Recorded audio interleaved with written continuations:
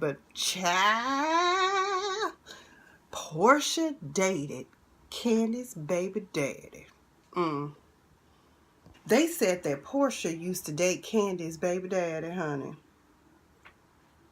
And Sheree talking about, I guess she just done been with some of everybody. She'll just let anybody bust you open. I was like, what is she? A watermelon? A grape? Girl, y'all need to stop talking about Porsha. My only question with that one was, did Porsha date Block before she knew that that was Kandi's baby daddy? Because, you know, Kandi kept that on the low for a long time. Nobody knew who her baby daddy was.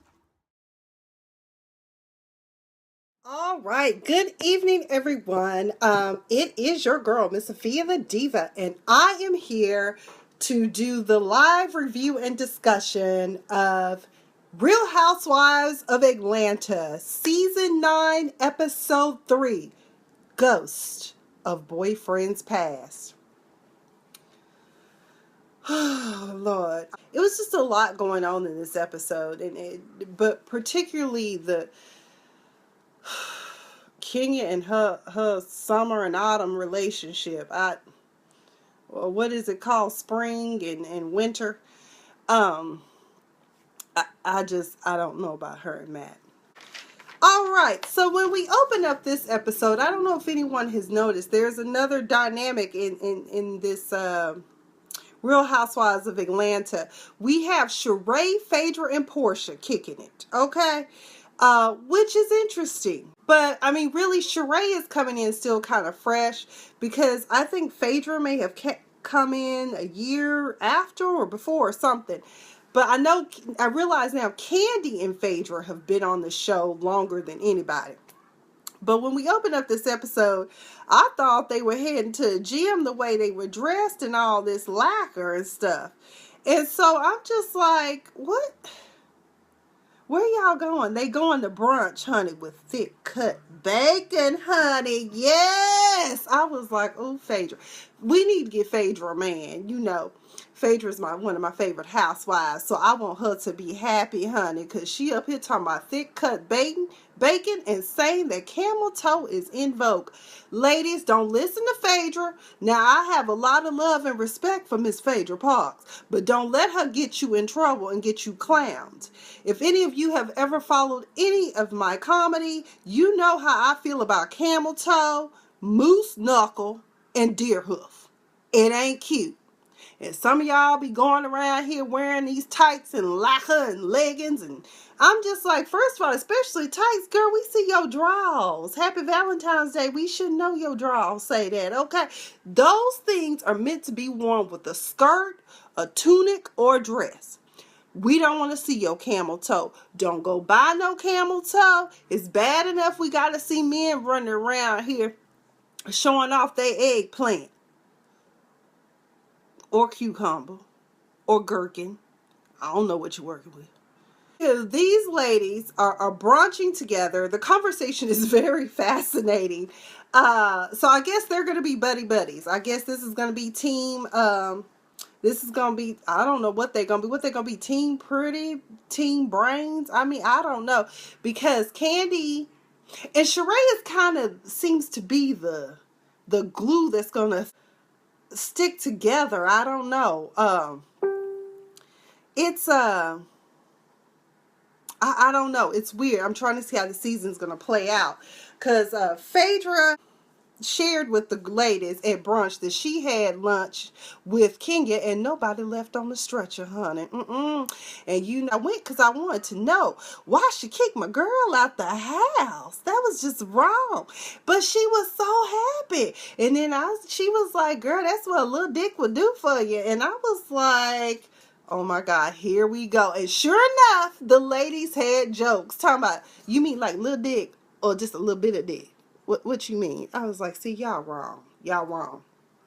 Sheree also shared about the conversation that she had with Kenya after their, the Mystery House Sherlock Holmes experience, and how Kenya came for her, how she told Kenya, girl, you need to fix your house up because you ain't got no baseboards. You ain't got shit. You need to do something about that. She also shared how Kenya was saying that the Chateau Sheree with Chateau Thelma, and it was her mama's name, and she said, I will have you know, it is in a trust.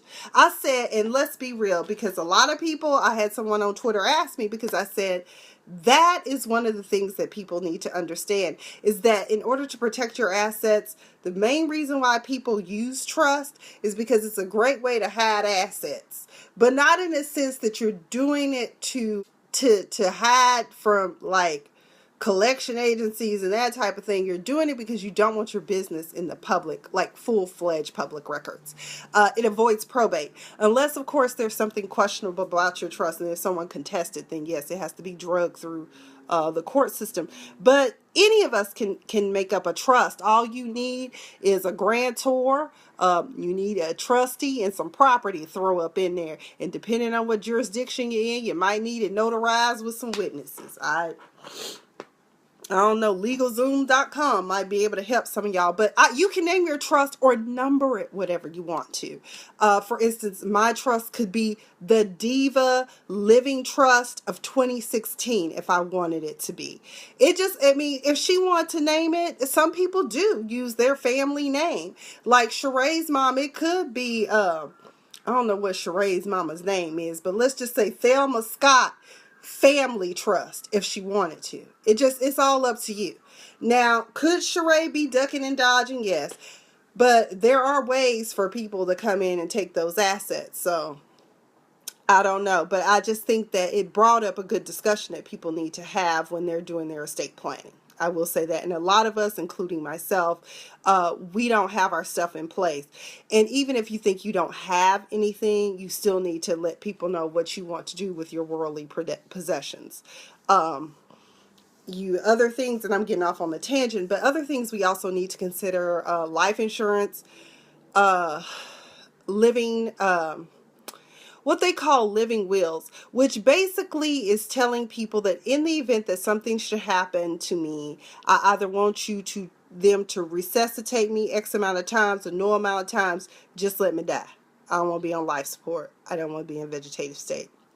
Also, you may want to consider doing a durable power of attorney in the event that you should become incapacitated. You want to be able to have someone that you full-fledged trust handle your business, because what ends up happening then is that you end up going under a guardianship or conservatorship, and you don't want that either. I've seen it with my grandmother and a couple of other people in my family. They didn't have those tools in place, and so we ended up having to go, although they had other things like life insurance and annuities and that type of thing. But I mean, it's just one of those things. I guess some people are okay with their stuff going through probate. I'm just saying. Just wanted to plug that in. And child. So when she said that Porsha messy ass, maybe she wouldn't be messy. Maybe Porsha was just be Porsha. She said, my girl, ain't nothing wrong with putting that in your mama name. I'm sure we all done had a light bill, a gas bill, or something in our name. By the time we were 18, our credit was burnt up. I was like, oh my God. So then they talk about the fact that King is still living in Castle Grayskull, and they cannot believe that she is living in this house. And Phaedra said, I think she is living there because she told me she was living there. It was like, girl, no. And then Phaedra said, I think Kenya is a groundhog. I said, not groundhog. Not a groundhog, Phaedra. What the hell? So then that's when they said that she must be wearing a hazmat outfit. And how she having all that good sex with Matt if she wearing a hazmat? I said, I need for all y'all to go stand in the corner just like my friend Audrey. Just go get in the corner. We've been having to put my friend Audrey in the corner a few times. Y'all, she be getting out of control. She ain't on here, so she don't know what I'm talking about her. I'm going to wrap up all these storylines. So let's start with Kenya and Matt. So Kenya, when we first open up in the first few episodes, we find out that her and Matt, there's trouble in paradise. Helena, it is so very important, girl, that we have our stuff together. That's all I'm going to say. So, she said that Matt was aggressive and scared her, and she didn't know if she still wanted to be in a relationship with him. Well, apparently she don't mind a little bit of crazy in her life. You know, two crazy, aggressive alpha males together, that's what happens. Okay? I mean, excuse me, alpha male and female. But she did say at one point, she said, I'm an alpha male. I mean, female. I was like, oh, shit. What's under that? What okay. Girl. So we opened up with them working out, honey. Did y'all hear them creaks and cracks and crunches when Kenya was trying to do them squats? I said, girl, it's time to take your cow trait. Cause girl, osteoporosis and a young aggressive buck like Matt, that shit don't match. Okay. Girl, you gonna end up broken and damn near dead to the bed. Okay, shout out to Funky Dineva. She was talking to him when they were sitting down, and she was saying that, you know, well, Sheree was talking about my house, about the fact that I didn't have no baseboards and no trim and all of this. And Matt kind of had this look on his face like, well, I wasn't going to say nothing, but you all... He didn't say nothing, though, because you know he loved King of Snapple. I'm telling y'all, she crazy. I've heard men say it. Crazy cookie is good cookie. And they really stand for him. He crazy himself, too. Helena, did we not already say that people that been in the Marine Corps, don't get mad at me and come at me, because I was in the Army and I served with some of them and I trained with some of them. Some of them are just wilding out, all out crazy. I'm just saying, Marine Corps, hardcore, crazy Corps. Okay, there you go. I think, you know what, Helena? I kind of think that too, but at the same time, he really seems to be under her spell. Like, I don't know if it's really, I think they really do. I think he really loves her, but I think I think Hallison, his sister, saw that really her little brother is probably just a pawn in Kenya's game, because Kenya plays games with people. This road trip to this family reunion. So Kenya going to meet the family, y'all.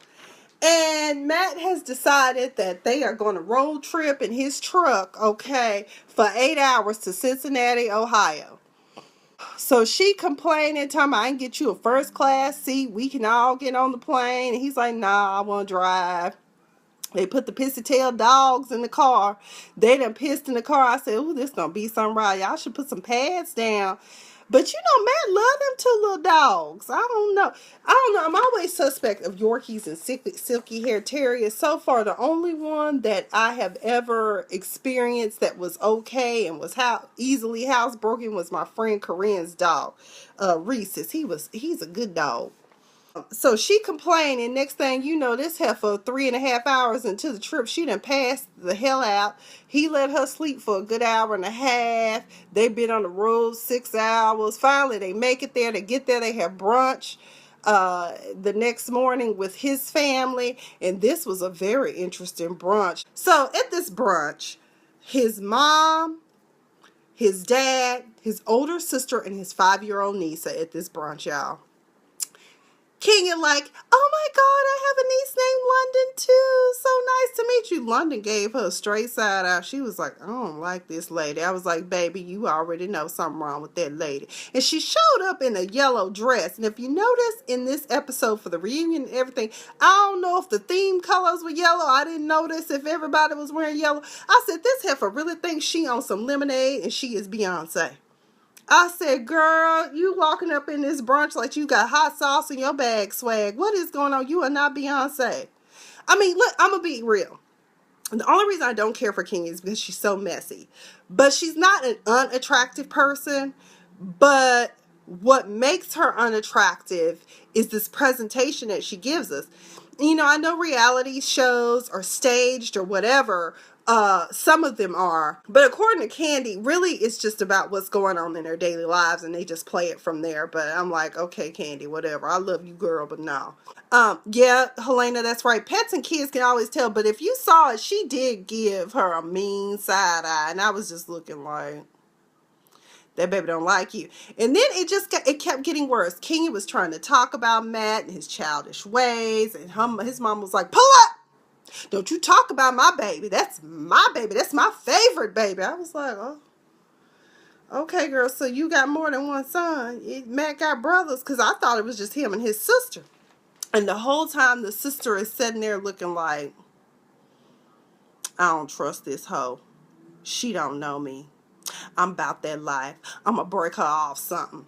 So, she was like, so what would you consider yourself, a Kruger or what? And that's when the niece, her daughter London, was sitting there like, oh, here we go, mama. Please don't. I was like, it's sad when a 5-year-old is knows her mama about to set it off, okay, about her Uncle Matt. So the mama, was trying to, even though she had, talked to, called her out, yeah, Kenya don't have common sense, Elena. She don't.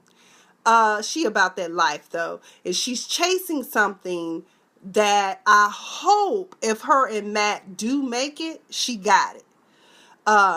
Because she said at one point in the episode when Matt's mom was saying, she was so happy, Matt's never really talked about any other woman. I think that she said, well, Matt's mom chose me. I'm like, my mama choosing me. I'm like, girl, when you gonna let that go? You were raised by a wonderful, sweet grandma. Your daddy crazy, but he did the best he could. They were teenagers when they had you. Let that shit go. Hell.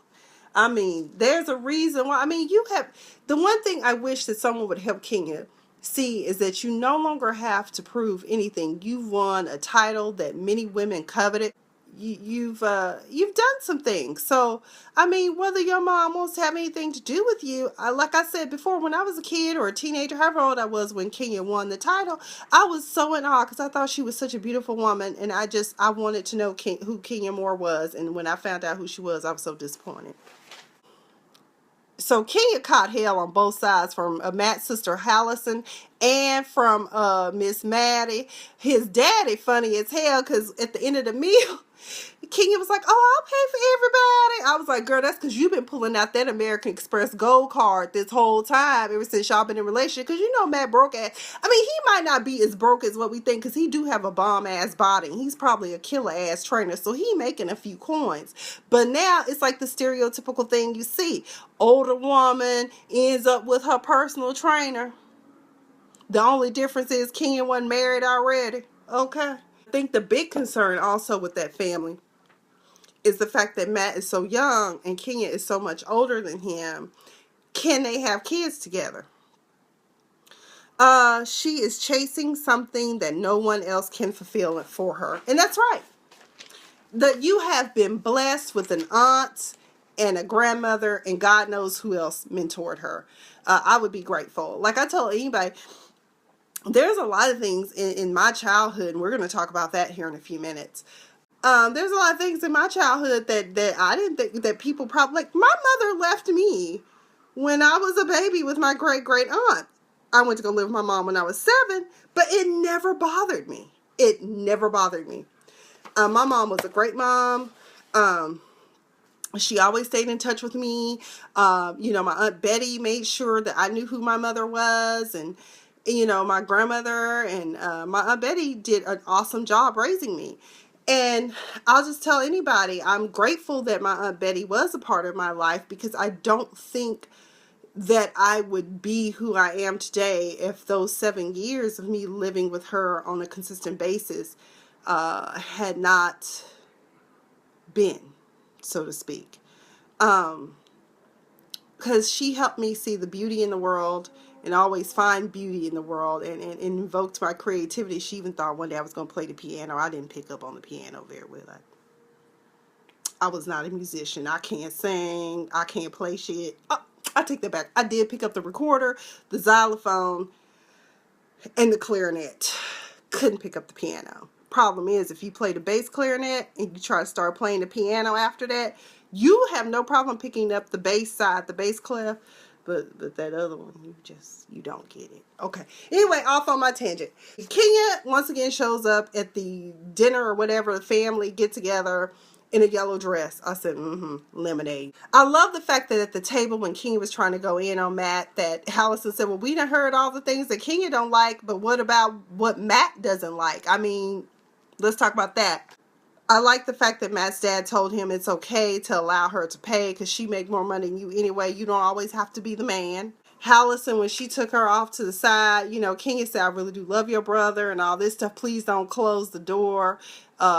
Please keep that door open. And then Hallison was like, oh yeah, it's open. And in my mind, I was thinking, yeah, she probably won't leave it open so you can walk out of it and she can close it and shut it. Well, how does the saying go? Don't let the doorknob hit you where the good Lord split you. That's what she was thinking. Okay, but you didn't catch that. But all in all, we'll see how it plays out because girl, yeah, Matt's family know he broke too. So all in all, I think that I know later on in this episode, I guess she said something about he kicked in her brand new glass. I was like, now you know Kenya took forever to get that glass erected in that damn garage. What the hell wrong with you, boy? But, oh, wait a minute. Helena, did you see when they were leaving for the road trip? I forgot to talk about that. Girl, I was like, you need to have them back out here to fix your driveway. Y'all done almost fell off in the ditch. Y'all gonna be groundhogs for real. We're at the Kandi Factory. Oh my God. And we are planning the old lady gang block party. If we can ever seem to get this restaurant off the ground, honey. So everyone is busy humming around. We're rounding up everybody for a meeting. They chit-chatting and then like a dark storm cloud came through. Chris Kelly. Who the hell is Chris Kelly? And why is everybody looking? Hello?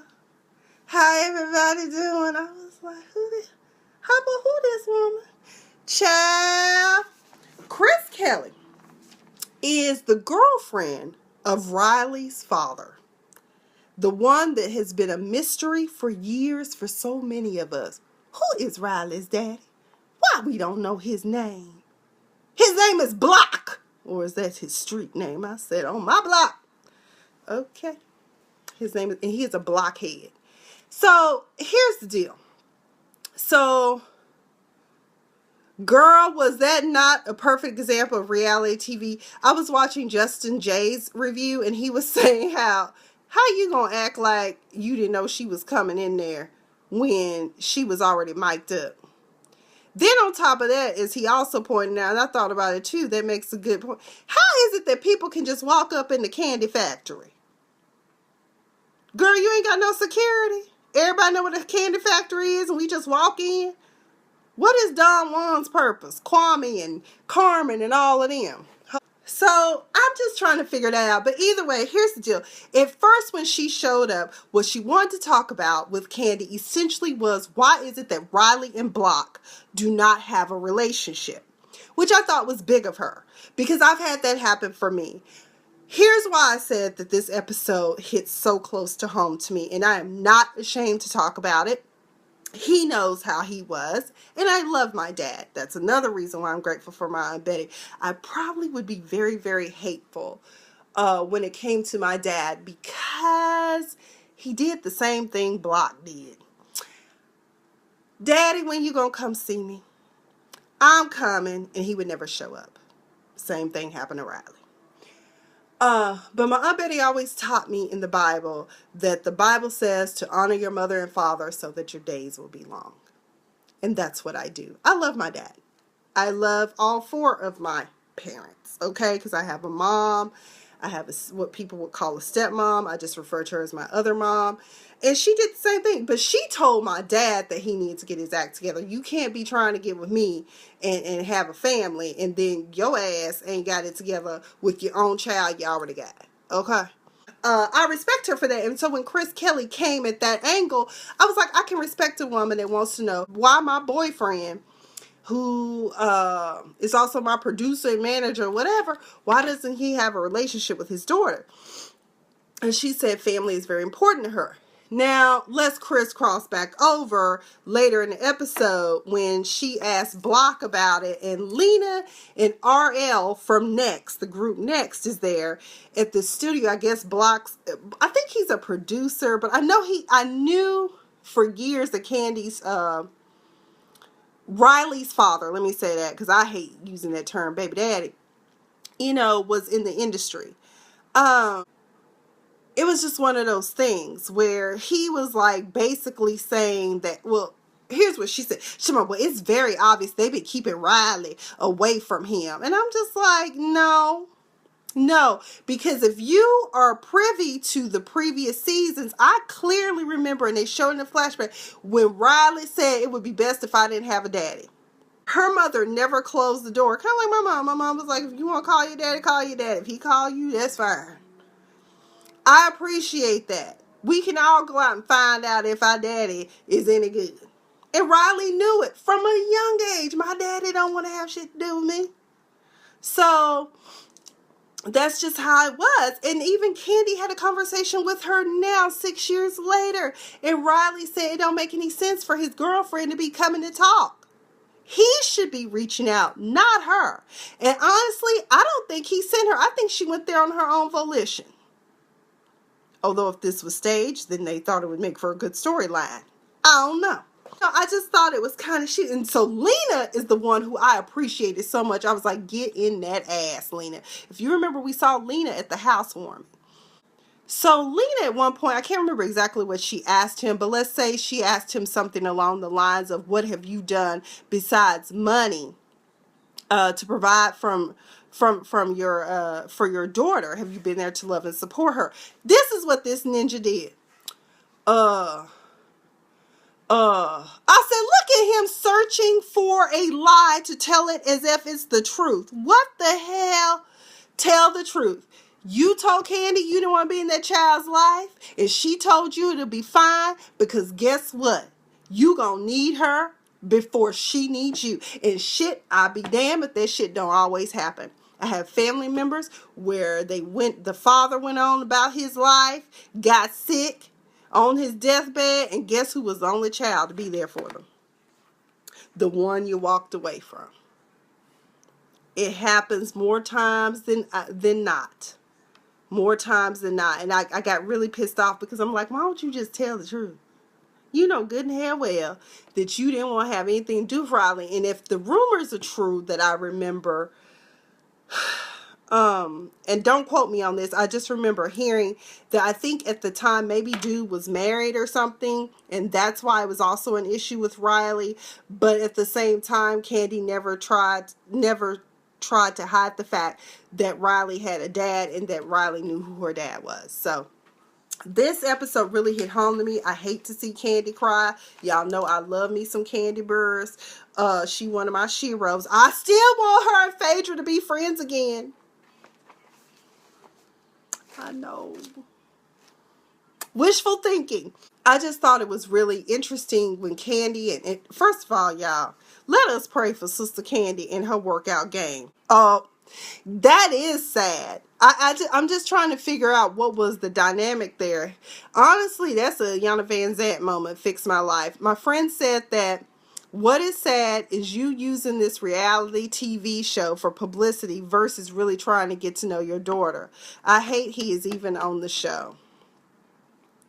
Girl, I don't know what that's about, but maybe he need a check, because I don't know. Maybe they're going to have a Block and Chris party. What is it? A Block and Chris wedding or something. I don't know. You know, they due for another wedding.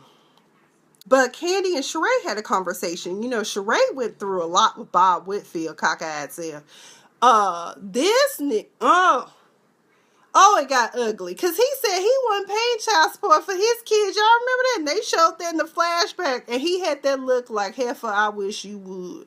And he finally admitted in this episode, Bob Whitfield said he know he was wrong. Plus, he was trying to tap that Sheree one more time because he had to show her his thigh and how firm it was.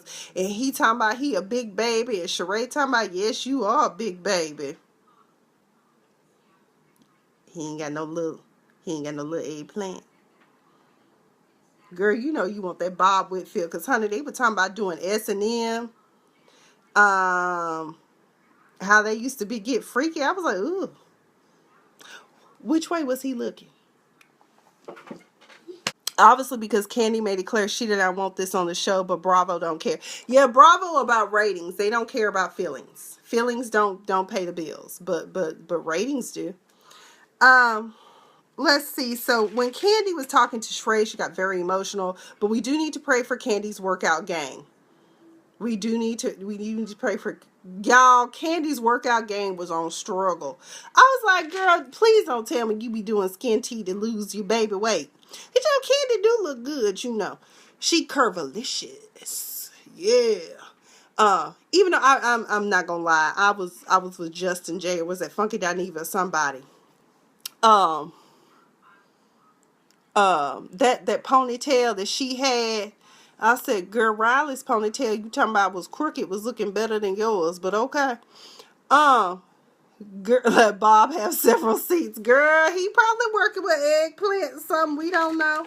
Cause Sheree knows when he touched her, you saw how she, ooh, oh, he touched me. I was like, oh.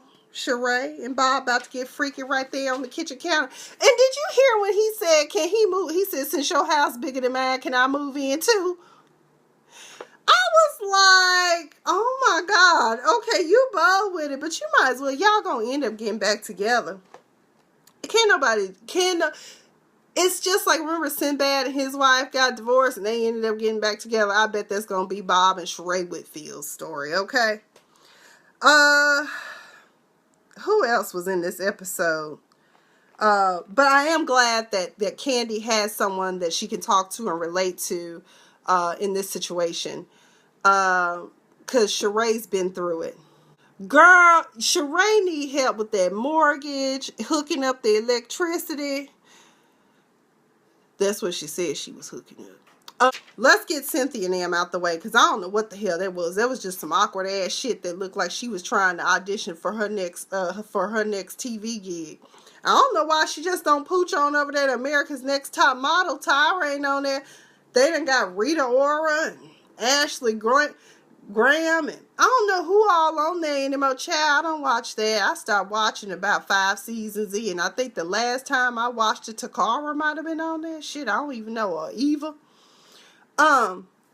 Maybe she can pooch on down there and do something. Maybe she can start home, because I ain't heard nothing about the Bailey agency in the first 3 episodes. What's going on with that? Peter bankrupt that too. So the Bailey women, or whoever they are all together, because I don't know who everybody's last name is. We found out mama been divorced twice. Cynthia was taking care of them because they were broke at one point. I thought that was nice, because your mama did all she can. She said she did the best she could for you. She tried to protect you from Peter. You just wouldn't listen. She knew he was gonna be taking your retirement funds, cutting into her additional funding. But Mallory told me, I talked to Peter, and I was like, first of all, you were the one, you and your mama trying to have, now y'all friends with Peter, even though he hijacking your sister's accounts. Girl, that was suspect right there. I said, what's going on? So, they sit down like it's a talk show setting. So, mother, tell me, what was it like when you got a divorce? Well, daughter, when it happened, we were so poor, but then you started modeling and you got me a BMW. Why, yes, that's true, mother. I was like, what kind of interview is... Y'all, she trying to get a show on Oprah, okay? Somebody call Oprah and get Cynthia a check, okay? But I did think it was cute, but it was 2 stage. Y'all could do better. Y'all could do better. Bravo, do better. But anyway, Peter, she said, shared with them that Peter said he missed his wife. I said, he don't miss his wife. He just missed her bank account and her checks. Okay, her credit. Okay, that's what he missed. Boy, bye. You screwed her over. And she allowed you to, okay? So let's see. We have covered Kenya. We have covered Kandi and her drama with her child's father. Todd, when he was commenting on that, I really didn't appreciate his input, because he was saying that every daughter should know their dad.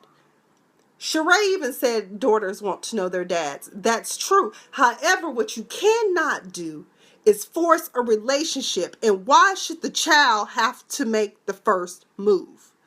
Todd talking about, well, I think that you should work on that. And I'm just like, first of all, your situation is different. You didn't even know you had a daughter until, I don't know how old his daughter was when he found out that he had a daughter. But it's different.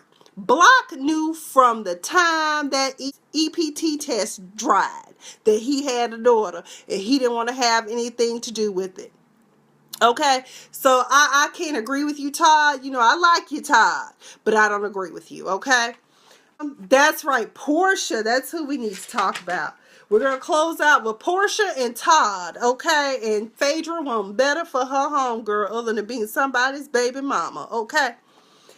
So Porsha and Phaedra meet up to work out, and Phaedra talking about this looked like the place where Jason get the girls, honey. I was like, you saying that like this is some bad nightmare altered porn or something that could go down. I don't know.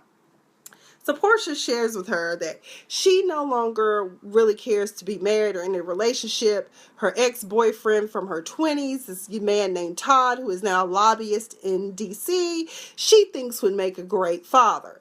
And I would say he probably would. She shares with Phaedra also that he has children that are almost grown, ages 14 and 16. He's a great dad.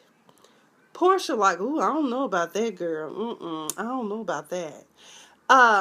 So she said, y'all, I want better for my girl. I don't want to be just somebody's baby mama. Because, you know, I'm pretty sure that Phaedra didn't plan to get married and divorce and end up being somebody's baby mama, okay? So, Porsha, I really think the reason why she's pushing for a baby is not because it's not like we didn't know, because when we first opened up, when she first came on the show, she was married to Cordell Stewart, and she had a miscarriage. I think she was pregnant with twins at one time. And I think Porsha also has issues with fibroids, which is very common in black women, and especially as we get older. And so she's going to have some challenges. And I don't know how old Porsha is now, but I don't think she's at the geriatric pregnancy age, which is 35 and up. But anyways, so her and Todd meet up and they go work out, honey. After the workout, there is no, like, I don't know. It's straight no chaser. Hey, I want you to impregnate me. I'm glad Todd got right good sense. Because he was like, first of all, what your mama got to say about this? And I don't think that's a good idea. He said, I don't want you to just be happy with the baby. I want to see you happy with the family. And I think I can change your mind. I think Porsha is, I don't know, but she don't look her age. So, I mean, that's a good thing. And she does work out and seems to take care of her body very well. Although, did she get implants? I don't think you can. Comment down below. Can you breastfeed with implants? I'm just curious. I think that's a good lesson to be learned. It's always like to say, and I got this from our first lady, you can learn a lot from reality TV, and you can. Many of us plan a life to be alone before we allow God to move. And Porsha is trying to do all the heavy lifting. I think if she's just patient, in time, the right man will come along. Okay. As y'all know, I like Porsha. I love Phaedra. I think probably about the only housewife I really don't particularly care for is just Kenya Moore. Cute girl, nasty ass attitude. But next week, let's see, what do we have coming up? I know that Phaedra it's her turn this week to do the family outing. And they're going to play laser tag next week. Kandi is crying again. His block ass need to be blocked, honestly. He done called, talking about, I ain't gonna chase after her. And Kandi was like, that's fine. You ain't gotta chase after my daughter. And I was like, see, that's the shit I'm talking about. Yeah, okay, yeah, back to Porsha. Cordell did mess her up. And like she said, she even said that she kind of rushed into the marriage too. I think that that was a growing pain for her. Yes, it might seem to be a bad experience, but many of you who know me know I'm one of those people. I try to take from every experience the lesson I'm supposed to get out of it. Although I've been stuck in this other lesson I've been trying to figure out for the past 6 years. What the hell is going on with my life? But that's neither here nor there. God is able. Amen. So I think that's all. Oh, Mama Joyce popped off too about, I don't blame it. That's your grandbaby. Protect your grandbaby. And I think that's her only grandbaby, because I don't think Kandi's brother had any children, because they never, or did he? Did he have, was that a cousin that went to jail? Either way, I think that's all I've got.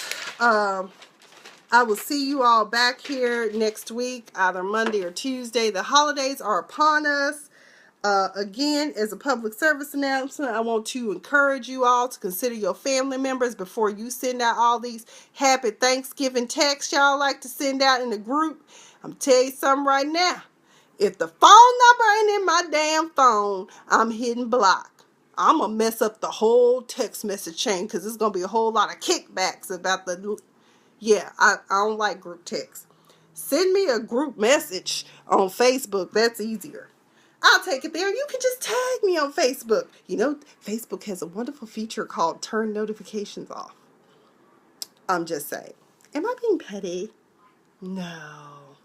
But either way, that's all I've got. Be sure to tune in again. Everyone have a wonderful, happy, healthy, safe holiday. And, Van Jones was talking about this. I want to encourage everyone this holiday. Let's just be thankful and grateful for what we got, and just be careful about what... Maybe we should leave politics off the table for Thanksgiving. Also, let us be in prayer for our brothers and sisters at Standing Rock. Greed ain't always good, people. It's not always good. These are indigenous people who live off of that water supply that they want to damage. So let us pray for them. And let us not forget the true story about Thanksgiving. Even though it's a holiday, something good has come out of it. But let us be mindful of that.